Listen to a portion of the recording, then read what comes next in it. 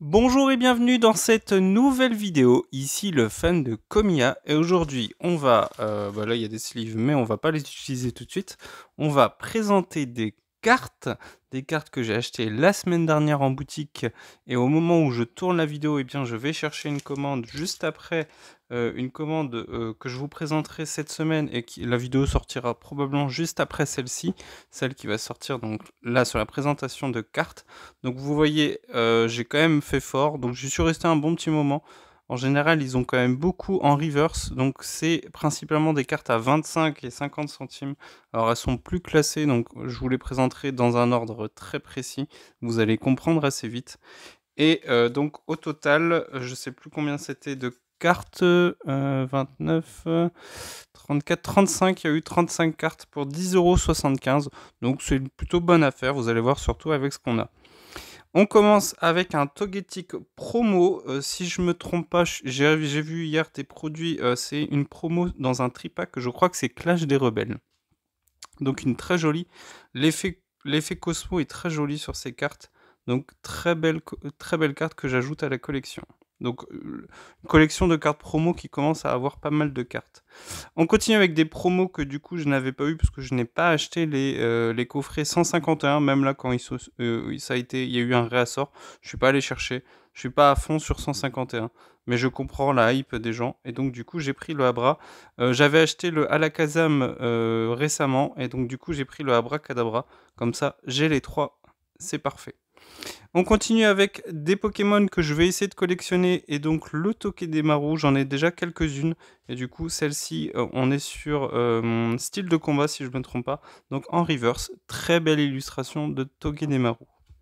Le insécateur de Flamme Obsidienne en reverse, je collectionne les insécateurs, et j'en ai déjà quand même pas mal avec les Cisaiox aussi, je collectionne les deux en même temps, et donc je n'avais pas la reverse encore.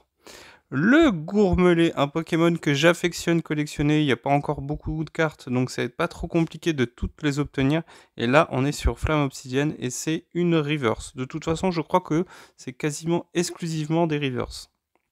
Le Magikarp de SV1, très jolie carte que je n'avais pas encore eu en booster, donc en reverse, une très jolie illustration, on voit qu'il y a plusieurs Magikarp en arrière-plan, et donc une magnifique illustration de Magikarp. Loussor en reverse, on est sur Règne de Glace. Ça, c'est juste pour le Dex, je ne l'avais pas encore. J'avais Netram, son évolution, mais j'avais pas encore Loussor. Alors, il y a une Loussor de Komiya, mais du coup, je l'ai gardé pour le classeur Komiya. Donc, je ne l'avais plus pour mon classeur de Dex, pardon.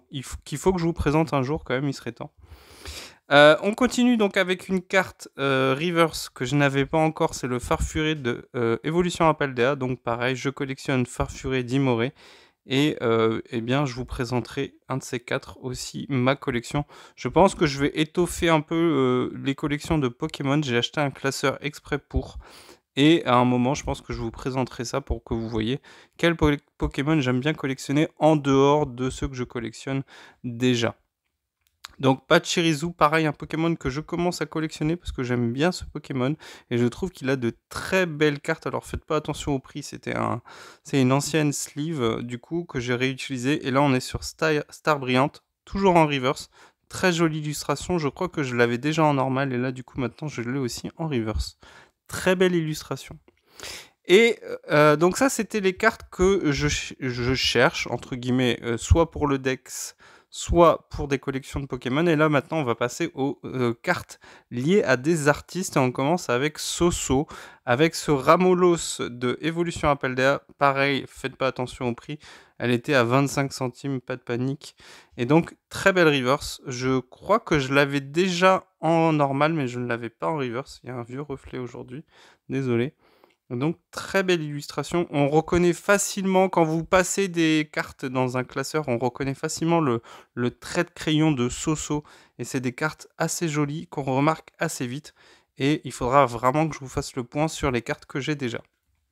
Donc pareil avec ce Charmy 2, on est sur Star Brillante que j'avais déjà en normal, mais là maintenant j'ai en reverse, toujours sur une illustration de Soso très belle.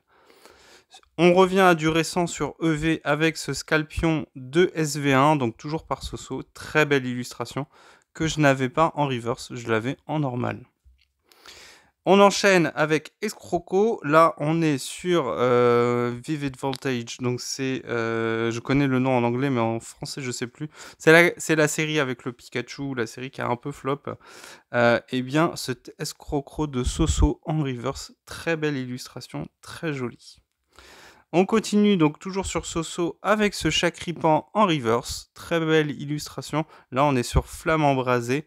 Très belle illustration de ce Chakripan, vraiment très joli, qui nous fait un petit clin d'œil. On continue avec ce Carabing dans son arbre. Là, on est sur Star Brillante et on est toujours sur Soso, toujours en reverse. C'est une carte que j'avais déjà en normal, mais du coup, je la fais rentrer dans la collection en reverse. Toujours sur Soso, une magnifique illustration de ce Lixie qui s'entraîne à descendre les escaliers la tête vers le bas. Enfin, moi, c'est littéralement ce que je vois là, vu qu'il a les pattes arrière en l'air. C'est très drôle. Et on a l'impression qu'il descend l'escalier. Donc, très jolie illustration. Et on est sur... Ça, c'est... je ne sais plus. Je sais que les initiales, c'est DA1, mais je me souviens plus comment ça s'appelle. Je connais pas encore assez le bloc EB. Je reconnais pas forcément les symboles. C'est pour ça, c'est tellement mieux. Ils ont écrit les noms des séries. Alors, c'est en anglais.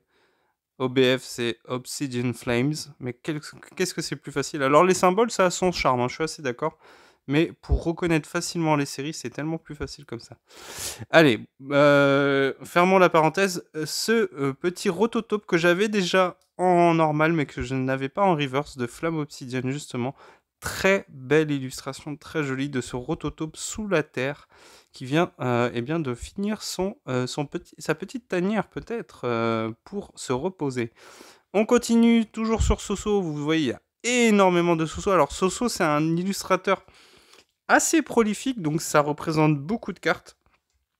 Mais il y a quand même quelques cartes un peu chères, et notamment un fameux Mentali. Je vous laisse aller regarder, mais je pense que vous savez à peu près à quelle carte je vous fais penser. Et donc, vraiment maudit, je choisis que des collections avec des cartes, des illustrateurs avec des cartes très chères. Voilà. Comme Kanda avec ce Giratina aussi d'Origine perdue. Là, je crois que c'est une série .5, je crois que c'est Légende brillante, enfin c'est quelque chose comme ça, le symbole me dit quelque chose sur ce Mimigal. On revient au bloc EV avec l'Épidonyle, je les ai juste classés par illustrateur, j'ai pas classé par série. Là, on est sur SV1 en reverse. Assez jolie l'illustration avec un environnement. Je crois que c'est une des premières villes, enfin c'est la ville où il y a l'arène de type plante, si je me trompe pas, ou de type insecte, je sais plus. Terral, donc toujours Soso, et là cette fois-ci on est sur Règne de glace en reverse, toujours encore une fois, avec ce Terral dans une grotte avec un cristal, très jolie carte. Toujours Soso, hein. Une trentaine de cartes, ça prend du temps, mais j'essaye d'aller vite. Avec cette Apitrini, donc il y en a plusieurs. On voit que celui-là, il a le symbole qui indique que c'est un Apitrini femelle, puisque vous savez que les Apitrini mâles, donc là on voit celui-ci, c'est un Apitrini mâle, ne peuvent pas évoluer en Apirène. Il n'y a que les Apitrini femelles, et les Apitrini femelles ont ce petit symbole qu'on voit ici. Donc celui-là, il peut évoluer en Apirène. Et donc on est toujours avec Soso, et là c'est Astro Radio si je ne me trompe pas. Oui, je crois que c'est ce symbole-là. Le Misdibule, là, on est à nouveau sur le bloc EV avec Flamme Obsidienne. Donc, du coup, il a énormément fait pour cette série, Soso. Et donc, du coup, ce magnifique Misdibule. Voilà, très jolie illustration de ce Misdibule. On continue avec le Kellocroc, un Pokémon de la 8G, un peu oublié, hein, la sous-évolution de... je sais plus comment il s'appelle. Dreadnought en anglais, mais en français, je ne sais plus. Torgamore, c'est Torgamore, voilà, c'est Torgamore. Et là, on est sur la même série que tout à l'heure. Alors, c'est une série .5, mais je ne me souviens plus du nom. Et donc, du coup, toujours en reverse, magnifique carte, très jolie carte, assez marrante, avec le Kellocroc qui s'accroche à un roseau, très joli. On continue avec Loupio, et je crois qu'on a bientôt fini les cartes de Soso pour cette volée de cartes. On fait assez vite, hein. Avec ce Loupio dans un environnement un peu enneigé, et on voit il y a des traces de glaçons là dans l'eau où il est, ou dans un lac ou dans un étang, on sait pas trop. Et là, on est sur Évolution Céleste, donc en reverse. Très jolie illustration. On continue, et c'est pas encore la dernière, il y en a encore une après. Donc on voit ce petit anchoite qui sort d'un petit étang, d'une petite mare, Et cette fois-ci, c'est la même série que tout à l'heure, c'est Vivid Voltage en anglais, mais en français, je me souviens plus. Voltage quelque chose, c'est Voltage quelque chose, mais je me souviens plus. Et donc du coup, toujours en reverse. J'en perds mes mots. On continue avec ce Girafarig. Là, cette fois-ci, on est sur la même série. C'est Voltage quelque chose. Très joli, un peu comme s'il était dans la savane. Très jolie cette illustration de Soso. Avec les arbres en arrière-plan, ça fait penser à la savane africaine. Très jolie carte. Toujours pas fini avec ce batracné. Voilà, qui sort sa langue peut-être pour chasser des mouches ou des insectes, on ne sait pas trop. C'est l'évolution de Tritonde, vous le voyez ici, et c'est la sous-évolution de Crapustule. Donc là, on est sur la 5G, et là, on est sur Flamme Obsidienne, donc toujours en reverse. Très jolie illustration. On continue avec un Pokémon que j'apprécie énormément, la 2G, hein, Nostalgie, qui n'a jamais été complètement traumatisé par le écremeux de... comment elle s'appelle? J'en oublie son prénom. La reine de Doublonville, je ne me souviens plus comment elle s'appelle. Ça va me revenir. Donc on est sur Faille Paradox, Faille Paradox. Donc très jolie illustration de cet écremeux dans une prairie. Il est assis sur les fesses, très joli. Magnifique petite illustration d'écremeux, un Pokémon en général assez apprécié. Voilà, on a fini avec Soso. Et maintenant, on passe à l'autre illustrateur que je me suis mis à collectionner. Et là, on est sur les cartes de Shinji Kanda. Pareil, même chose. La signature, on reconnaît assez facilement les cartes de Shinji Kanda. Et donc, on commence avec ce Migalos que j'avais déjà eu, mais je n'avais pas en reverse. Là, on est sur Origine perdue. Une très belle illustration de ce Migalos. J'aime bien le dessin que propose Kanda avec des lignes. C'est très joli. Moi, j'aime bien beaucoup les détails qu'on voit sur le Pokémon. On voit bien qu'il a été dessiné. C'est très joli. Donc, avec cette toile qu'il a tissée tout autour de lui. Et en arrière-plan, on voit un peu les montagnes. Donc, voilà. Il y a plein d'éléments qui sont intéressants sur cette carte. Et j'adore les cartes de Shinji Kanda. On continue avec le Limonde. Cette fois-ci, on est sur Règne de glace. Donc une carte de Limonde un peu plus classique. Voilà le Limonde au milieu de quelque chose qui ressemble un peu à une petite forêt avec de la végétation tout autour de lui. Et une très jolie carte. Alors faites pas attention au prix, c'est la même chose que tout à l'heure. Celle-ci, elle était soit à 25, soit 50 centimes. Et on est toujours sur une reverse. On continue, il en reste plus que deux, allez. On tient le bout, on y est presque. On continue avec ce Zébibron, très joli, très caractéristique des dessins de Kanda. Voilà, avec plein de couleurs assez pas très vives, mine de rien quand même. Des couleurs assez sombres, assez froides. Mais le Pokémon qui est très joliment dessiné, vraiment très joli. Et dans un environnement, un peu un chemin et des montagnes en arrière-plan. Donc très joli. Et là, on est sur Faille Paradox, c'est toujours en reverse, donc vous voyez que en reverse. Voilà, ça fait très joli les reverse dans un classeur, hein. C'est pour ça que je vous ai dit, à terme, je pense que j'essaierai d'obtenir un maximum de reverse sur, sur toutes les collections que je fais. Donc Comia, évidemment, ne fera pas exception. Et avant-dernière carte du coup de ce gros lot d'une trentaine de cartes avec cet Absol. Donc toujours pareil, on reconnaît le crayon et le dessin de Shinji Kanda. Et là, on est sur Faille Paradox, donc très joli avec le Pokémon en mouvement. Et on voit même ici l'effet étincelant de sa griffe. Voilà, donc très joli avec une petite distorsion ici au niveau du décor. Ça rend assez joli. Donc j'aime beaucoup cette illustration. Et on continue et on finit surtout avec un Pokémon que j'apprécie beaucoup, avec cette Hypnomade. Là, on est sur Règne de glace, toujours en reverse. Et voilà, très joli, l'Hypnomade en mouvement, voilà, avec son petit pendule, prêt à hypnotiser un petit enfant qui passerait sous son nez. Et avec un en arrière-plan, ce qui ressemble un peu à une... il y a des arbres, mais là, ça ressemble plutôt à des bâtiments. Donc voilà, une jolie illustration. Franchement... Si on m'avait dit que c'était un dessin de Komiya, j'aurais pas douté, tellement ça ressemble un peu à l'esprit loufoque de Komiya. Donc peut-être que Kanda a été inspiré par Komiya, parce que je vous rappelle que Komiya a dessiné énormément de cartes d'Hypnomade. Enfin énormément, j'en vois deux faciles, mais peut-être pas tant que ça. Donc pour rappel, un lot d'une trentaine de cartes pour 10,75 €. J'avais calculé, on est autour des 30 centimes la carte. Ensuite, pour le Dex, j'avais pris donc le type 0 de la Gen 7. Voilà, du coup, il ne me manque que Sylvalier, et ça, c'est pour le Pokédex.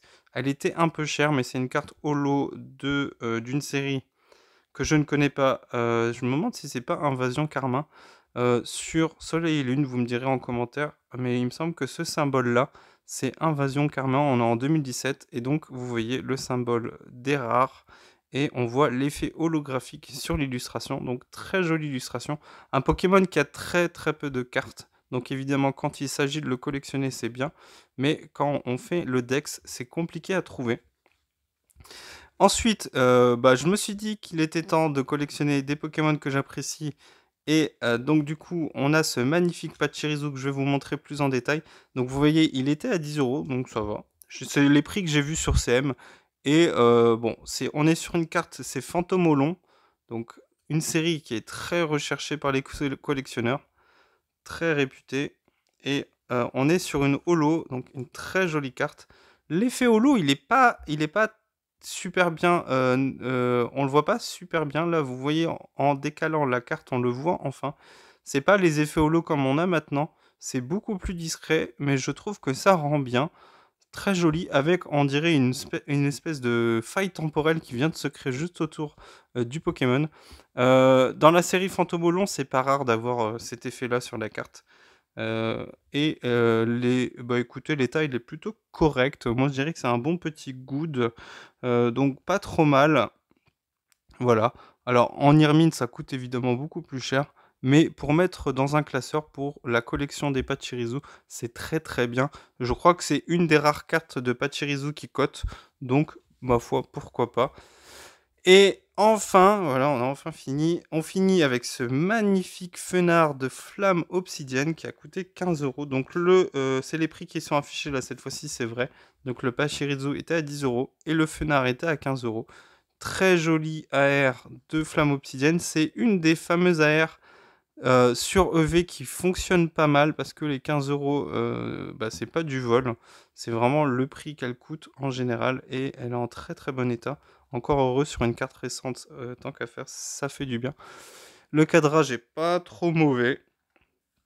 Et c'est une très jolie carte que je fais rentrer dans la collection des AR. Je commence à en avoir pas mal au niveau des AR de EV en français. Parce que vous avez peut-être vu dans des précédentes vidéos, mais je commence aussi à collectionner du japonais. Donc voilà, au total j'en ai eu pour une trentaine d'euros pour une trentaine de cartes.